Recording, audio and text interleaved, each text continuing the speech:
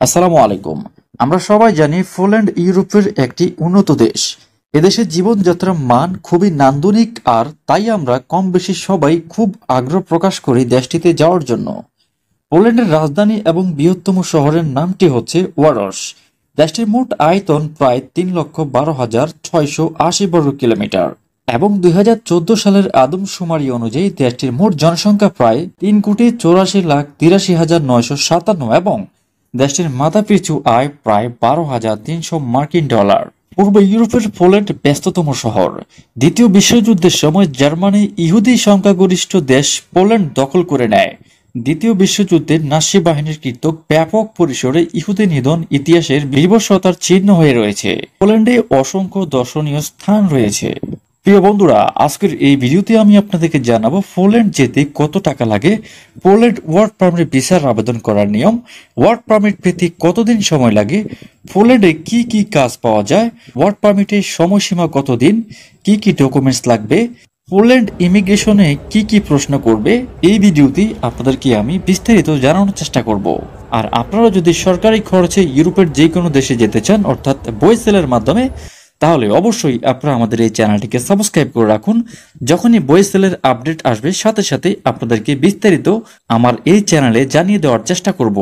তাই অবশ্যই এই আপডেটগুলো পেতে চ্যানেলটিকে সাবস্ক্রাইব করে রাখুন। প্রথমে আসি বন্ধুরা, পোল্যান্ডে যেতে কত টাকা লাগে। পোল্যান্ড যেতে আপনার খরচ হবে মাত্র 2 লক্ষ টাকা। হ্যাঁ, সত্যি শুনেছেন। আপনারা যদি নিজে নিজে আবেদন করেন তাহলে 2 লাখ টাকার বেশি 1 টাকাও লাগবে না। 2 লাখ টাকা দিয়ে আপনি পোল্যান্ডে খুব সহজে যেতে পারবেন। আর যদি আপনি কোনো এজেন্সির মাধ্যমে যেতে চান তাহলে তারা আপনার কাছ থেকে প্রায় 9 থেকে 12 লক্ষ টাকার মতো খরচ নেবে। আপনারা জানেন কি 2 লাখ টাকায় ওয়ার্ক পারমিট কেন 9 থেকে 12 লক্ষ টাকা হয়ে যায়? কারণ এই ওয়ার্ক পারমিটটি বিভিন্ন এজেন্সি 1.5 থেকে 2 লাখ টাকায় কিনে আপনার নিকট 9 থেকে 12 লক্ষ টাকা বিক্রি করে। মাঝখানে তারা কত টাকা লাভ করে আপনি একবার হিসাব মিলিয়ে দেখুন। পোল্যান্ড ওয়ার্ক পারমিট ভিসার আবেদন। আপনি পোল্যান্ডের বিভিন্ন কোম্পানি খুঁজে খুঁজে আবেদন করতে পারেন, অথবা পোল্যান্ডের বিভিন্ন এজেন্সির মাধ্যমে ওয়ার্ক পারমিট পেতে পারেন। এজেন্সির মাধ্যমে কিভাবে ওয়ার্ক পারমিট পাবেন? আপনি পোল্যান্ডের এজেন্সির কাছে আপনার সিভি সেন্ড করলে তারা আপনার জন্য বিভিন্ন কোম্পানির সাথে আপনার হয়ে আবেদন করবে।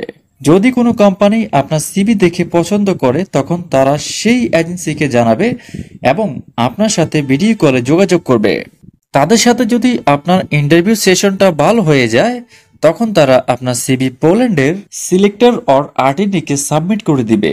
সেই আর্টেনি আপনার সিভির বিপরীতে পোল্যান্ডের লেবার মিনিস্ট্রি থেকে ওয়ার্ক পারমিট নিয়ে আসবে। তাছাড়া আপনারা আরো বিস্তারিত জানতে চাইলে পোল্যান্ডের অফিসিয়াল ওয়েবসাইট ভিজিট করুন। ওয়ার্ক পারমিট পেতে 3 থেকে 5 সপ্তাহ সময় লাগে, তবে মাঝে মধ্যে 7 থেকে 8 সপ্তাহ সময় লেগে যেতে পারে। ওয়ার্ক পারমিট কিন্তু আপনাদের ইমেলে আসবে না, আপনার ইমেলে একটি কনফার্মেশন আসবে, আর ওয়ার্ক পারমিট আসবে ইন্টারন্যাশনাল কুরিয়ার সার্ভিসের মাধ্যমে। এখন আসি বন্ধুরা, পোল্যান্ডে কি কি কাজ পাওয়া যায়। পোল্যান্ডে যে কাজগুলো খুব দ্রুত পাওয়া যায় সেগুলো হচ্ছে ওয়্যার হাউসের কাজ, প্যাকিং বা প্যাকেজিং এর কাজ, এগ্রিকালচার কাজ, ফল প্যাকিং এর কাজ, ডিপার্টমেন্টাল স্টোরের ম্যানেজার হিসাবে কাজ, ডিপার্টমেন্টাল স্টোরের সেলসম্যানের কাজ, ডিপার্টমেন্টাল স্টোরের ক্যাশ কাউন্টারের কাজ, মাংস কাটা বা কষাই বা ব্রুসাইয়ের কাজ, construction worker, mechanical fitter, fabrication fitter, welder, electrician, low current technician, heavy vehicle বা বড় গাড়ির ড্রাইভার ইত্যাদি, এবং ওয়েটার। এই কাজগুলো খুব সহজে আপনি পোল্যান্ডে পেয়ে যাবেন। ওয়ার্ক পারমিটের সময়সীমা কতদিন? পোল্যান্ড ওয়ার্ক পারমিটের সময়সীমা সর্বোচ্চ 1 বছর হয়ে থাকে, তবে অবশ্যই আপনার ভিসাটি নবায়নযোগ্য।